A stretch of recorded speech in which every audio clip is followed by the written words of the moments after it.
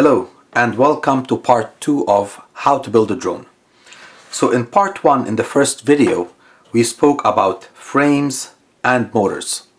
In this part, we're going to speak basically about speed controllers, what they are, what they do, how to wire them, main functionality, so that I can get you started on building your first drone and basically wiring the motor to your speed controller. So let's go ahead and start. So this is an ESC, or an electronic speed controller. It's a 4-in-1 ESC, which means it has 4 ports to which you can wire or solder 4 different motors. This is the same. This is a 4-in-1 ESC. It's a little bit smaller. I'm gonna bring it up to the camera for you to see it and hope my camera can focus. So this is the same. This is another 4-in-1 electronic speed controller. It's a little bit smaller, and it basically is used for smaller frames. This is a typical 5-inch frames that takes, you could use this bigger speed controller with it, but it can also take this smaller speed controller. As we discussed last time, this frame has holes that are spaced from each other 30.5 millimeter, which are the outermost holes. Those holes, they are used to mount the bigger one, but it also has inner holes that are spaced from each other at around 20 millimeter. And those inner holes are basically used to mount the smaller speed controller. So what is the basic function of a speed controller? The speed controller is used to, as the name suggests, to basically control the speed of your motors. But be careful, it just controls the speed of the motor. It doesn't determine what the speed should be for the drone to fly properly. It simply executes the command that comes to it from the flight controller. We will cover flight controllers in the next video. So again, this is a 4-in-1 ESC. It has 4 ports to which you can solder 4 different motors. There are different versions. So this is a 4-in-1 ESC. You have only a smaller ESC that is a single unit that is used to control only one motor. For the purpose of this video, we're going to use the 4-in-1 ESC to control 4 motors at the same time. Now, each ESC has a firmware on it that basically, runs this ESC. The older version of the firmware was called BL-Heli-S. The newer version of the firmware is called BL-Heli-32. It's a newer firmware that is basically runs on 32-bit processors,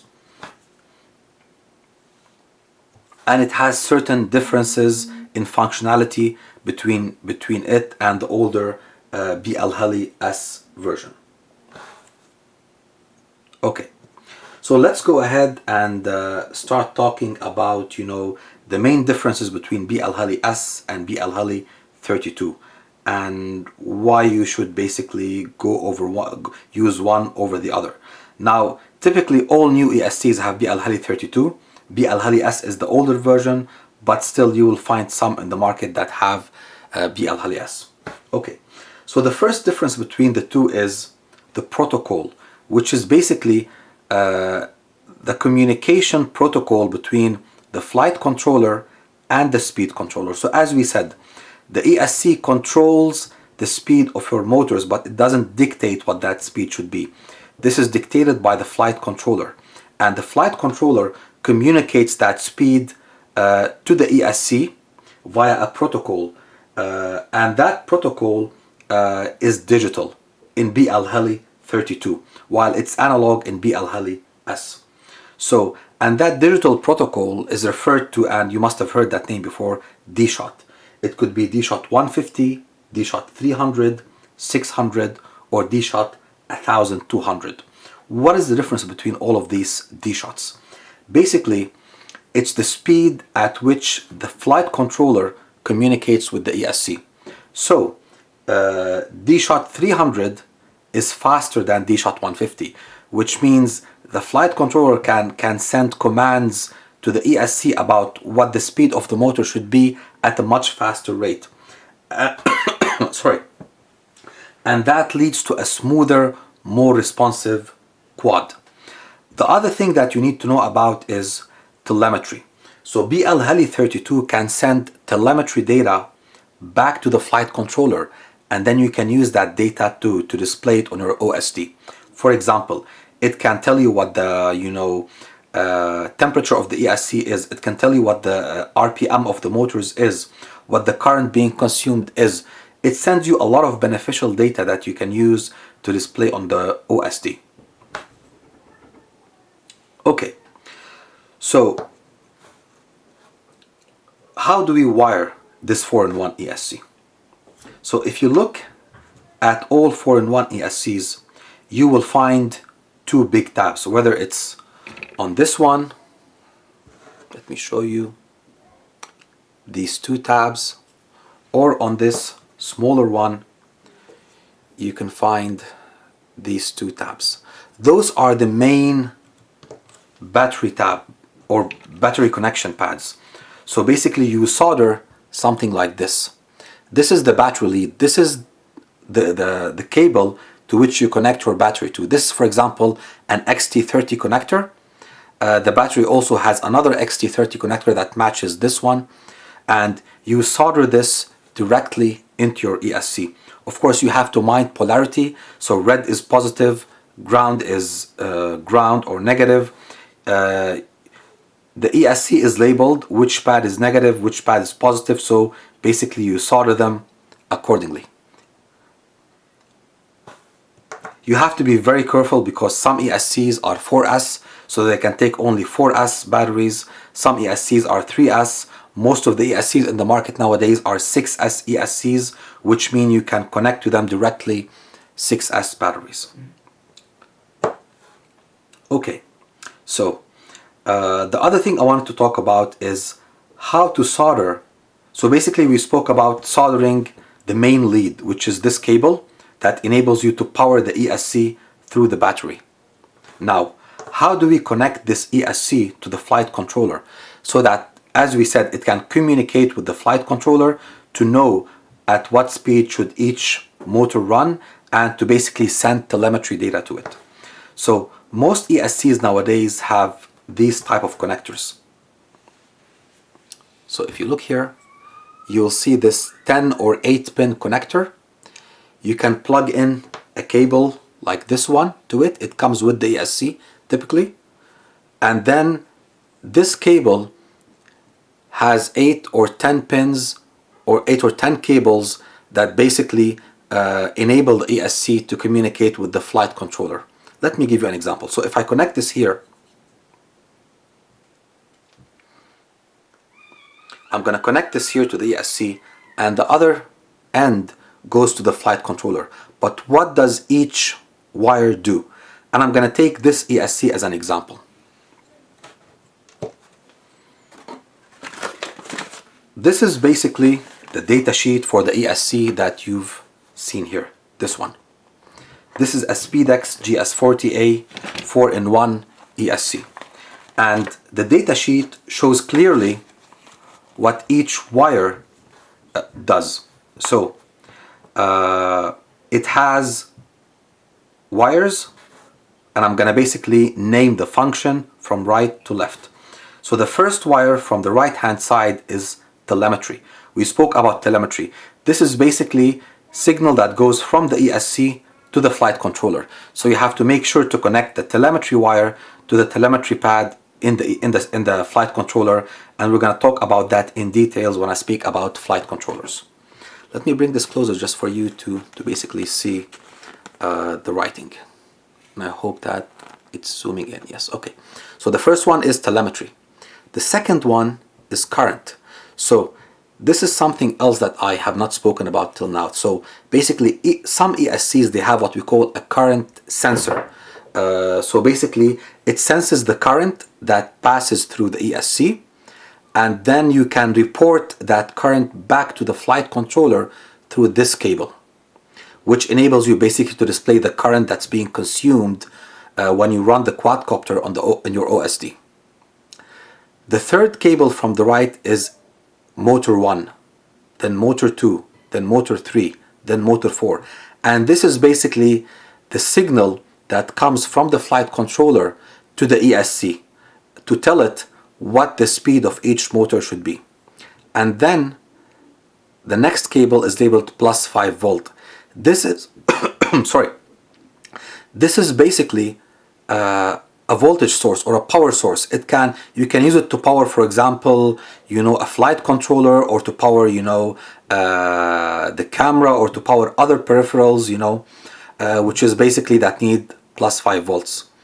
The other lead is called BAT plus. So this is the battery voltage. So whatever battery you've wired or soldered to these two inputs, to these two main battery leads, you can basically get the same voltage from here. This is basically the battery voltage. Again, you can use this to power your flight controller if it supports that kind of power, or you can use it to power basically, your VTX, which is basically the video transmitter, or any other device that can take voltage high enough as the BAT plus.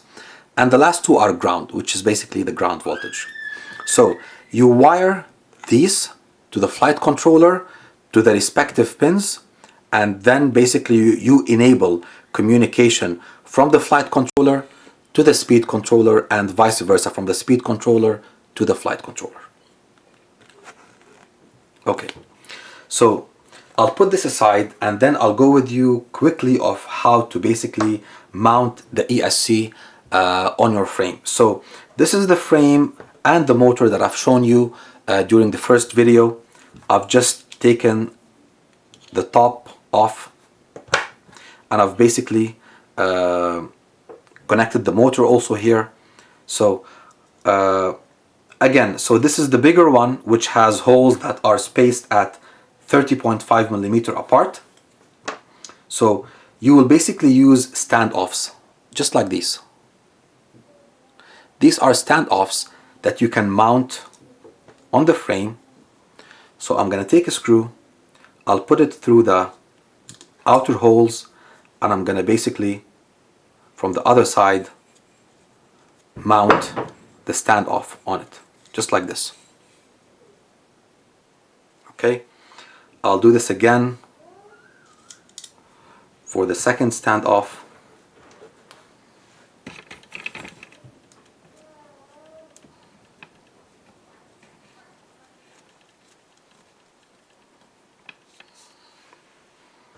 And again for the third.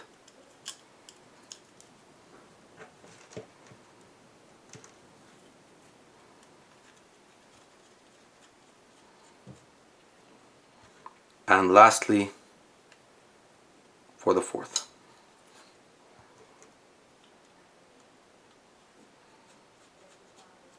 So as you can see here, I've mounted the 4 standoffs on which the ESC will be mounted. So it's now as simple as taking the ESC. Of course, you have to mind that you should have enough space to basically solder the battery leads. I mean, so for this frame, for example, I would take the ESC lead, slip it from here, from underneath, okay, and then solder it to the ESC. Otherwise the space is going to be extremely tight if I mount this first and then solder the ESC to it. So again, so I've mounted the 4 standoffs. I'm going to then put the ESC on top, and that you can see that it fits perfectly. And then you can use these plastic nuts to basically fasten the ESC on the standoffs. So you put 4 nuts, 1, 2, 3, 4, and basically the ESC is mounted.